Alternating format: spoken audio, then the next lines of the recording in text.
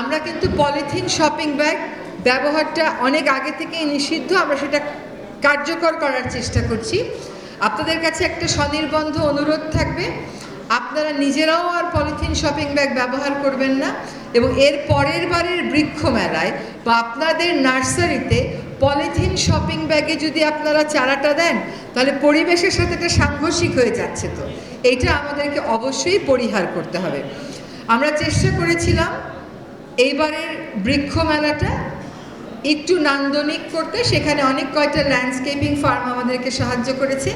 আরও চেষ্টা করেছিলাম পরিবার পরিজন নিয়ে যারা একটু গাছ কিনতে যান তারা যেন একটু পারিবারিক সময় কাটাতে পারেন, সেজন্য আমরা কিছু খাওয়ার স্টলেরও এবার আয়োজন করেছিলাম।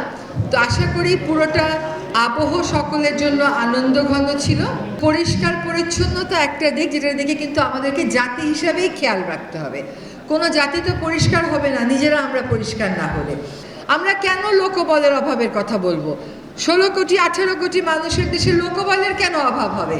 এই যে আজকে যারা আগ্রহ নিয়ে পরিবেশ নিয়ে ছবি আঁকে, তারা আসলে পরিবেশকে ভালোবাসে বলেই এটা আঁকে।